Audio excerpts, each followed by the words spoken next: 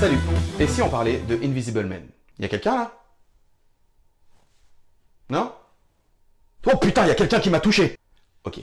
Les monstres Universal sont des personnages légendaires dans l'histoire du studio. Dès le début des années 20 et jusqu'à la fin des années 50, les monstres ont fait la renommée mondiale des studios Universal. Et c'est en 2017 qu'Universal a ressorti ses monstres du grenier pour lancer une nouvelle franchise.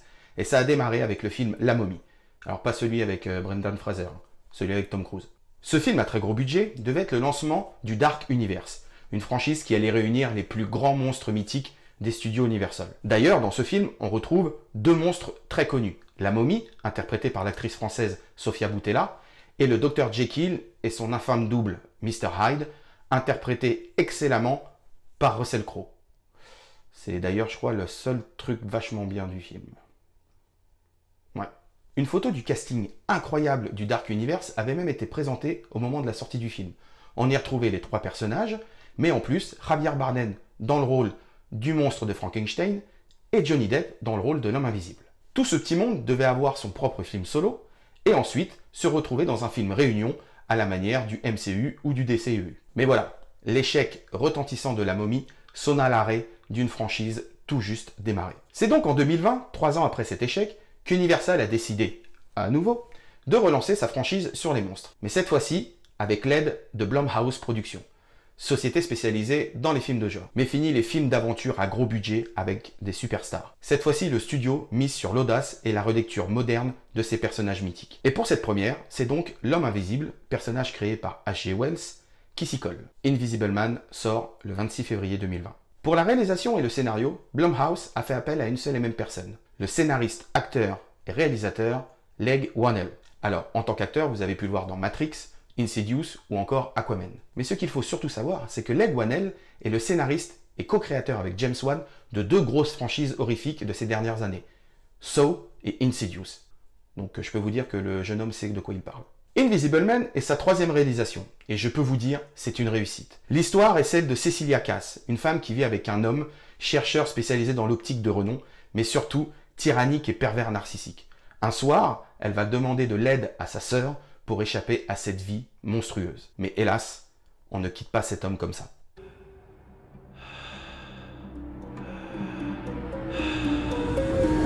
Ce qui est cool avec ce scénario, c'est qu'en plus d'avoir les codes du film d'horreur, vous avez surtout un thriller psychologique super bien écrit. Et ça va vous tenir en haleine jusqu'au bout, je peux vous le promettre. Est-elle folle? Voit-elle vraiment un homme invisible? Existe-t-il vraiment?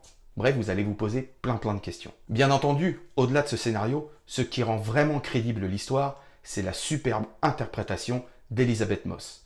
Alors vous la connaissez surtout en tant que rôle-titre dans la série The Handmaid's Tale, Handmaid's Tales, enfin bref, la servante écarlate quoi. Et dans ce rôle, je peux vous dire qu'elle déboîte. Something that can prove what I'm experiencing. You need help. Adrian is dead. Elle campe avec brio cette femme complètement perdue entre la réalité et la folie. Cette fois-ci, on peut le dire, Universal a enfin réussi le lancement de sa franchise sur les monstres. Si la qualité reste au rendez-vous pour les prochains films et si Blumhouse fait toujours partie de la team, on peut s'attendre à une relecture très intéressante de ces monstres mythiques qui ont fait la gloire du studio. En tout cas, perso, avoir un film Blumhouse sur l'histoire du Dr Jekyll et Mr Hyde, j'avoue que là, j'ai une hype x 3000. Voilà, n'oubliez pas de vous abonner à notre chaîne YouTube et de nous suivre aussi sur les réseaux sociaux. Moi, je vous laisse avec la bande-annonce et je vous dis à très vite. Salut! As the attorney representing Adrian's trust, I'm required to read a prepared statement. Cecilia, although our relationship was far from perfect, I thought that you would talk to me rather than run away. Are you okay? Open the door! What happened to him? He cut his wrist. Per his final wishes, you're getting $5 million. Contingent, of course, on the fine print. He can't be ruled to be mentally incompetent. It just doesn't make any sense. What? Adrian wouldn't kill himself. Listen, you're getting your freedom back, okay? Don't let him haunt you. Hello?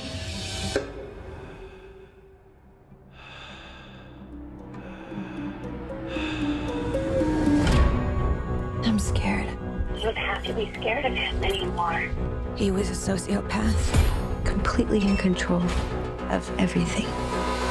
He said that wherever I went, he would find me, walk right up to me, and I wouldn't be able to see him. Are you okay? Someone's sitting in that chair. I found something that can prove what I'm experiencing. You need help. Adrian is dead. I went to his house today. He's not dead. I have a pile of ashes in the box that would disagree with you. He has figured out a way to be invisible. Only thing more brilliant than inventing something that makes you invisible is coming up with the perfect way to torture you, even in death.